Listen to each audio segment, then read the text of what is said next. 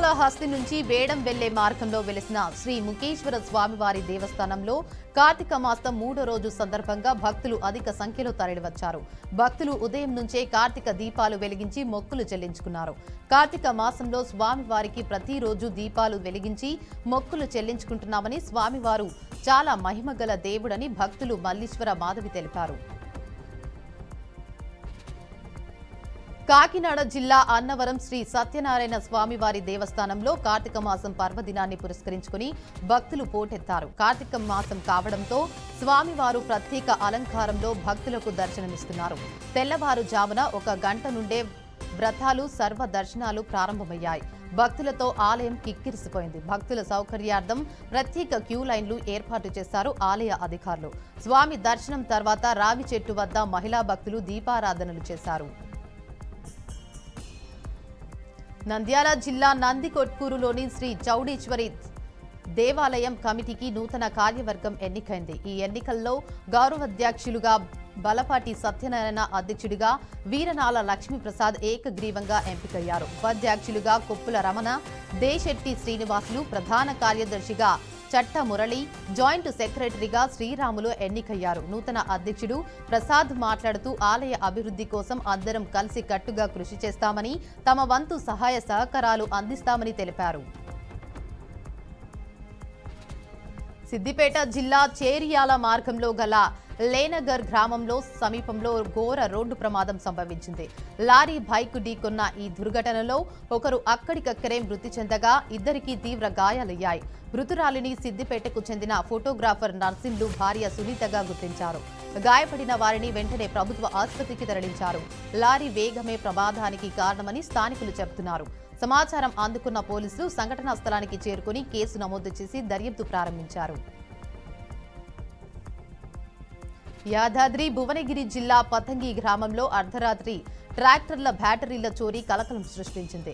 గుర్తు తెలియని దొంగలు ఇంటి ముందు పార్కు చేసి వచ్చిన వ్యవసాయ ట్రాక్టర్ల నుండి విలువైన బ్యాటరీలను దొంగలించారు. తెల్లవారుజామున విషయం గమనించిన బాధితులు వెంటనే పోలీసులకు ఫిర్యాదు చేశారు. ఈ ఫిర్యాదు ఆధారంగా కేసు నమోదు చేసుకున్న పోలీసులు వెంటనే రంగంలోకి దిగి దర్యాప్తు చేపట్టారు.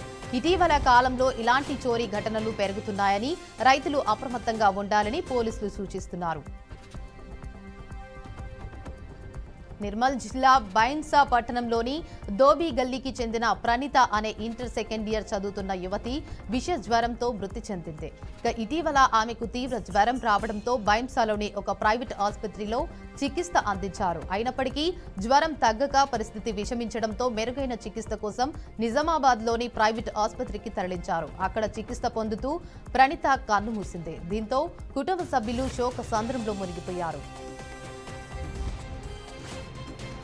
కర్నూలు జిల్లా ఆలూరులోని R&B గెస్ట్ హౌస్ లో వైసీపీ నాయకులు, ఏపీ సీఎం చంద్రబాబు నాయుడు, టీడీపీ ఇన్ఛార్జి వైకుంఠం జ్యోతులపై చేసిన అనుచిత వ్యాఖ్యలకు తెలుగుదేశం పార్టీ నాయకులు ఘాటుగా కౌంటర్ ఇచ్చారు. ఆలూరు ఎమ్మెల్యే విరూపాక్షిని ఉద్దేశిస్తూ టీడీపీ నేతలు ఇలాగే మాట్లాడితే ప్రజలు మిమ్మల్ని ప్రాంతంలో తిరగనివ్వరు అని హెచ్చరించారు. ఎమ్మెల్యేగా ఒక్కరోజైనా అసెంబ్లీలో ఆలూరు సమస్యలపై మాట్లాడారా అని ప్రశ్నించారు. 2019-24 మధ్య వైసీపీ నాయకుల అనుచిత ప్రవర్తన వల్లే రాష్ట్ర ప్రజలు వారిని 11 సీట్లకే పరిమితం చేశారని టీడీపీ నేతలు చేపట్టారు. పల్నాడు జిల్లా రాజుపాలెం మండలం రెడ్డిగూడెం దగ్గర ప్రైవేట్ ట్రావెల్స్ బస్సుకు పెను ప్రమాదం తప్పింది. వివరాల్లోకి వెళితే ఓ ప్రైవేట్ ట్రావెల్స్ బస్సు హైదరాబాద్ నుంచి బాపట్ల వెళ్తుంది. బస్సు రెడ్డిగూడెం పాలెం వద్దకు రాగానే రోడ్డు విస్తరణ పనులకు ఏర్పాటు చేసిన పైపులకు తగిలి అదుపు తప్పి రోడ్డు పక్కకు జరిగింది. ప్రమాద సమయంలో బస్సులో 30 మంది ప్రయాణికులు ఉన్నారు. వీరంతా అత్యవసర ద్వారం నుంచి సురక్షితంగా బయటకు వచ్చారు.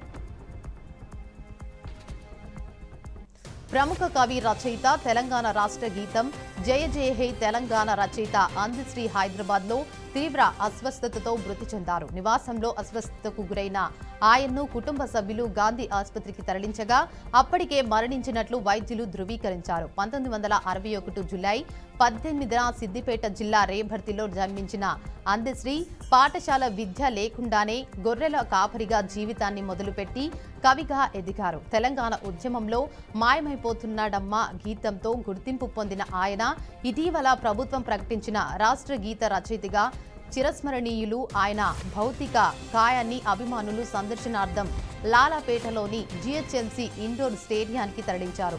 ఆశు కవిత్వంతో దిట్ట అయిన అందశ్రీ అనేక పురస్కారాలు అందుకున్నారు. గుంటూరు జిల్లా తెనాలి నియోజకవర్గం అంగలకుదురు గ్రామం వద్ద ఇసుక ట్రాక్టర్ ఒకటి అదుపు తప్పి పంట కాలువలోకి దూసుకెళ్లింది.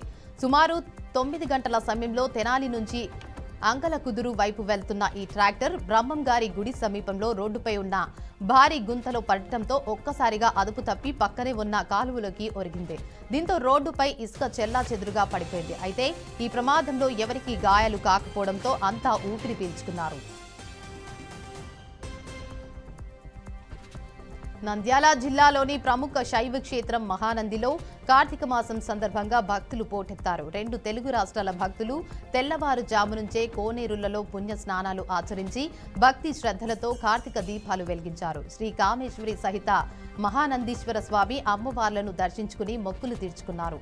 శ్రీ శివనామ స్మరణతో ఆలయ ప్రాంగణం మారుమ్రోగింది. భక్తుల రద్దీ దృష్ట్యా ఆలయ అధికారులు ప్రత్యేక ఏర్పాట్లు చేశారు.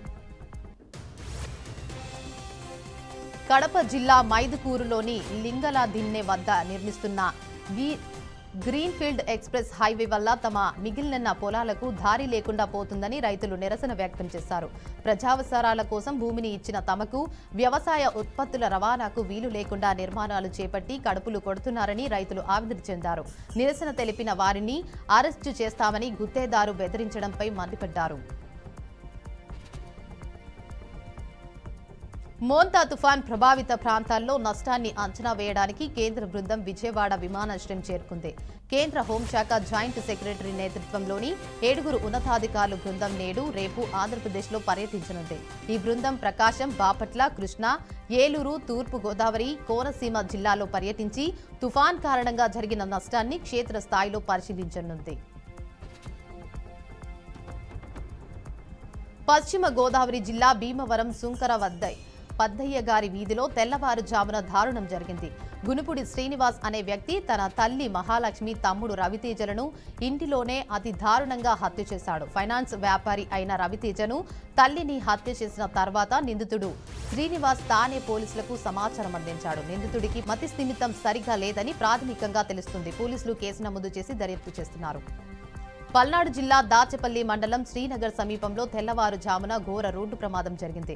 చెన్నై నుంచి హైదరాబాద్ వెళ్తున్న 4 యువకులు ప్రయాణిస్తున్న కారు నిద్రమత్తు కారణంగా రోడ్డు ప్రమాదంలోని డివైడర్ను ఢీకొని కాలువలో పడిపోయింది. ఈ ప్రమాదంలో 4 యువకులకు గాయాలు కాగా ఒకరికి పరిస్థితి విషమంగా ఉంది. స్థానికుల సమాచారంతో గాయపడిన వారిని మొదట పిడుగురాళ్లలోని ప్రైవేటు ఆసుపత్రికి, అనంతరం గురజాల ప్రభుత్వ ఆసుపత్రికి తరలించారు. వీరంతా హైదరాబాద్ కు చెందిన స్నేహితులుగా పోలీసులు గుర్తించారు. దాచపల్లి పోలీసులు కేసు నమోదు చేసి దర్యాప్తు చేస్తున్నారు.